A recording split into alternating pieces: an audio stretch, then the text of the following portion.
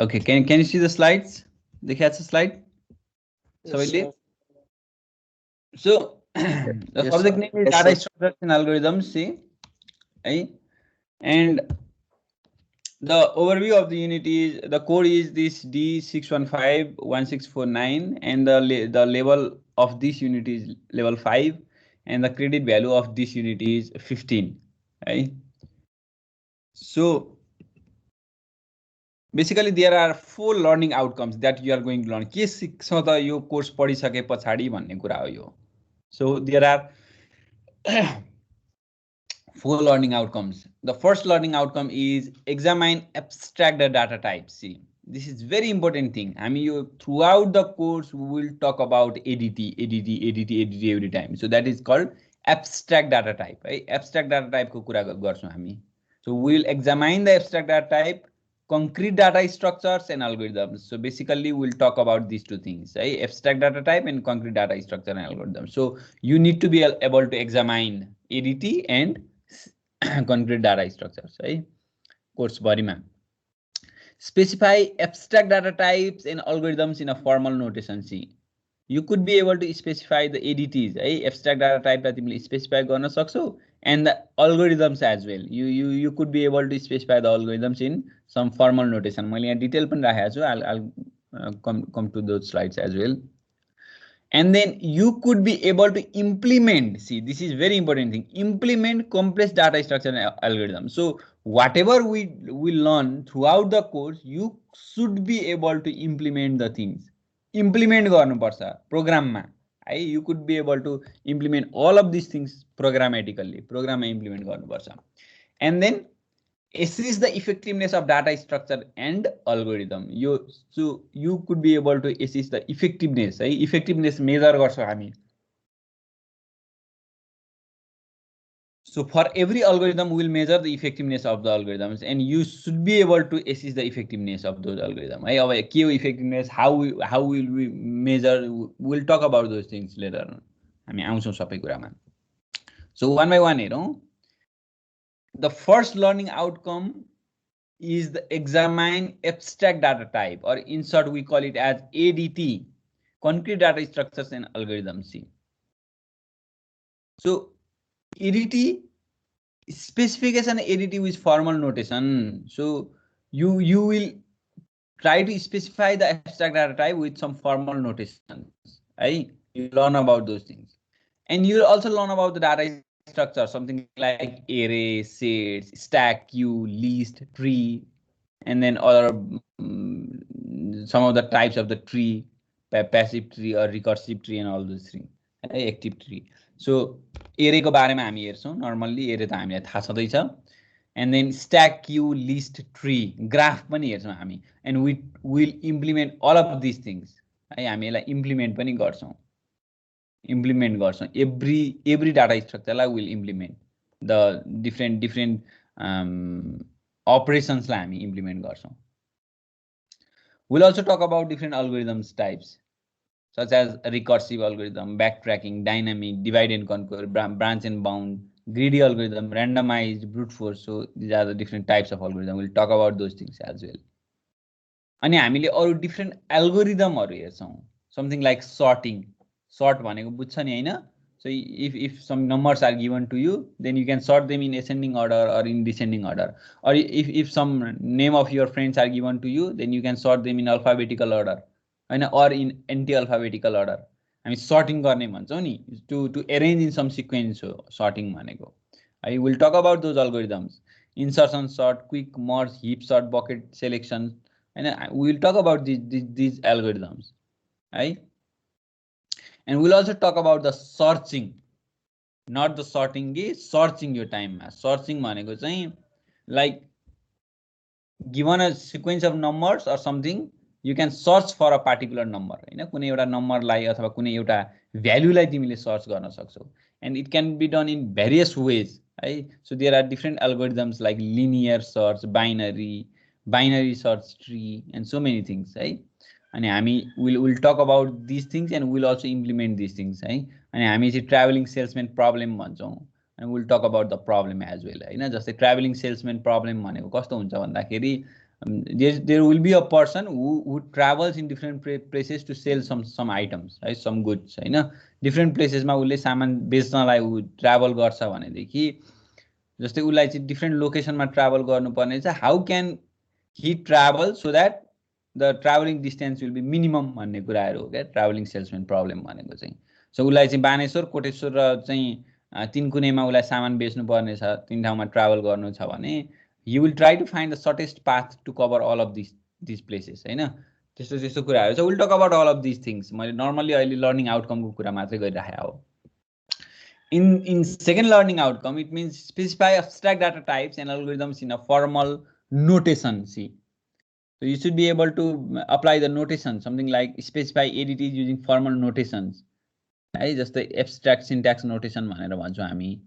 And use non-executable program specification language, हैन SDL भन्छौँ कि specification description language भन्छौँ. So VDM भन्छौँ. So यस्तो कुराहरु we'll learn about these things. And some issues as well.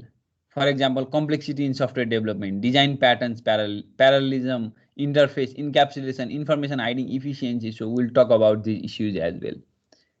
Right? And then we'll talk about the creation of ADT, है precondition, post condition and error conditions भन्छ. So यो अहिले आउँदाखेरि यो सबै नयाँ टर्महरु लाग्न सक्ला तिमीहरुलाई, but we'll come to these points one by one बिस्तारै आउँछौं. त्यो भएर त्यति प्यानिक हुनु पर्दैन है, simple things. For learning outcome मा we'll implement all of these data structures. है implement भन्ने एकदमै important छ because we will write program for everything. है data structure लाई हामी implement गर्छौं. है link list लाई stack, queue, trees, everything. Graph will implement in programming language. है हामी चाहिँ we might use C++. है हामी C++ use गर्छौं होला most probably. यो implement गर्नलाई we can implement this in C as well. C मा पनि implement गर्न सकिन्छ, C++ मा पनि implement गर्न सकिन्छ. अलिकति easier हामीलाई C++ होला, class and object को concept हुन्छ. C मा गर्नु पर्यो भने we need to use structure, हैन structure भन्दा object oriented would be better to use or to implement. हामी C++ मा implement गर्छौं. Or you can even implement these data structure in other programming languages as well. है अरु programming language मा पनि चाहिँ हामीले implement गर्न सक्छौं, but we'll follow one. है त्यसमा चाहिँ हामी C++ मा implement गर्छौं. Everything हामी implement गर्छौं है. And then access the effectiveness of the data structure and algorithm, and we will try to access or we will try to find the effectiveness of these data structure and algorithms. है अब यसमा हामीले asymptotic notations को कुरा गर्छौं. है हामी यहाँनेरि चाहिँ थीटा अनि ओमेगा अनि बिग ओ नोटेशन्स हरुको कुरा गर्छौं. टाइम कम्प्लेक्सिटी र स्पेस कम्प्लेक्सिटी को कुरा गर्छौं for every algorithm. So because this subject has two parts, है दुईटा पार्ट छ. One is the data structure and another is the algorithm. See, data structures and algorithm. So we have talked about data structure. हामी data structure को कुरा गर्छौं. Data structure मा ADT को कुरा हुन्छ. We will implement the data structures and all those things. But coming back to algorithm, हैन हामी जब algorithm मा आउँछौं, algorithm मा चाहिँ we will try to measure the effectiveness of those algorithms. And we'll try to measure the time complexity. We'll try to measure the space complexity. How effective of those are those algorithms? यस्तै कुराहरु हामी major गर्छौं space complexity मा चाहिँ. Sorry के रे algorithm effectiveness मा चाहिँ. है we'll try to measure the effectiveness of algorithms. है यसरी हामीले सेपरेट गर्छौं कोर्सलाई.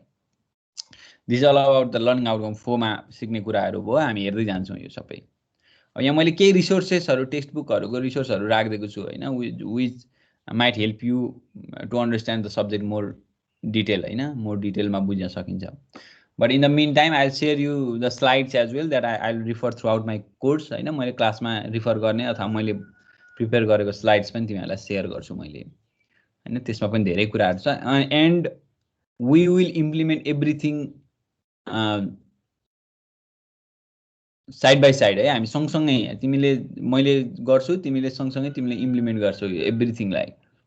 So implementation part is very important thing ठिक छ सो यसमा चाहिँ अब त्यही कारणले गर्दाखेरि फ्रम द फर्स्ट क्लास अब भोलिबाट हामीले चाहिँ कोर्समै गएर इनडेप्थ स्टार्ट गर्छौँ सो सुरुमा 1-2 दिन त हामी थ्योरिटिकल कुराहरू कभर गर्छौँ तर बिचमा तिमीले के गर्नु पर्यो भन्दाखेरि you need to implement all of this implement गर्नको लागि तिमीले C++मा इम्प्लिमेन्ट गर्ने भने पछाडि C++ बिर्सिसक्यो भने just try to revise it अलिअलि है अब केही सम्झिनु पर्यो रिभाइज गर्नु पर्यो C++ and then we need to know about the pointers हामीलाई थाहा हुनुपर्छ पोइन्टर एकचोटि रिभाइज गर्नु पर्यो है मैले तिमीलाई टास्क दिइसकेँ अब so just revise the pointers किनभने पोइन्टर्स थाहा नभइकन we cannot implement data structure pointers एकदम क्लियरली बुझेको हुनुपर्छ otherwise we cannot implement data structure पोइन्टर्सको क्लियर नलेज चाहिन्छ त्यस पछाडि डाटा स्ट्रक्चर अब प्रोग्रामिङ ल्याङ्ग्वेजमा we will implement this things in C++मा इम्प्लिमेन्ट गर्छौँ सो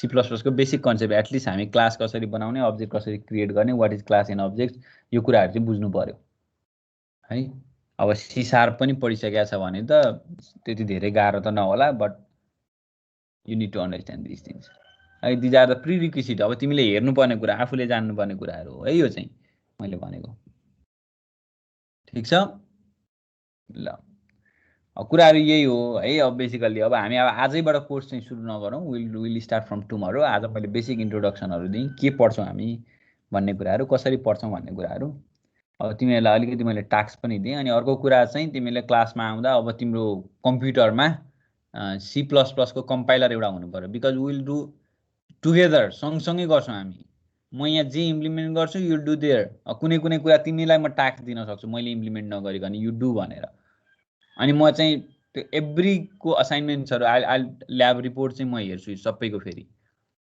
है एभ्रिथिङको जस्तै हामी चाहिँ सुरुमा स्ट्याक पढ्छौँ के अरे लिङ्क लिस्ट पढ्छौँ लिनियर लिङ्क लिस्ट पढ्छौँ होइन सिङ्गली लिङ्क लिस्ट पढ्छौँ सिङ्गली लिङ्क लिस्टको इम्प्लिमेन्टेसन पार्ट मैले सिकाइसके पछाडि I will give assignment to you तिमीले इम्प्लिमेन्ट गरेर you need to submit that होइन ल्याब रिपोर्ट सबमिट गर्नुपर्छ एभ्रीको ल्याब रिपोर्ट सबमिट गर्नुपर्छ I evaluate on those things final evaluation भनेको एसाइनमेन्टले मात्रै हुँदैन सबै मैले डेली क्लासमा गरेको एटेन्डेन्सहरू त तिमीलाई थाहा छ ल्याब रिपोर्टले एकदमै भ्यालु राख्छ यो सब्जेक्टमा चाहिँ है किनभने यु निड टु इम्प्लिमेन्ट तिमीले इम्प्लिमेन्ट गर्नै पर्छ इम्प्लिमेन्ट है मैले त्यो ल्याब रिपोर्टहरू हेर्छु अनि त्यस पछाडि हामी फाइनलमा इभ्यालुएसनको कुरामा त्यसरी हेर्छौँ हामीले ठिक छ सो त्यो हुँदाखेरि install one compiler of C++ कुनै एउटा डेफ C++ भन्ने हुन्छ विन्डोजमा त्यो इन्स्टल गरे नि हुन्छ अथवा तिमीसँग अरू कुनै होला तिमीलाई थाहा छँदैछ यो कुराहरूमा मैले त्यति धेरै भन्नु पर्दैन त्यो कारणले गर्दाखेरि come with those things in next class है मैले तिमीलाई टास्क दिइछ है के गरेर आउने भन्ने कुरा र एकचोटि हेर just go through C++ basic tutorials basic कुराहरू हेर्ने त्यस पछाडि पोइन्टर चाहिँ एकदमै पोइन्टर बुझेन भने you do not understand anything केही पनि बुझ्दैन यो डाटा स्ट्रक्चरमा so pointer is very important thing है ल so is there any questions केही सोध्नु पर्ने छ तिमीहरूलाई let's talk if you have anything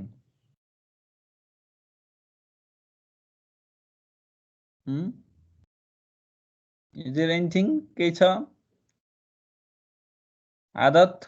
आदत गिरी do you have anything to say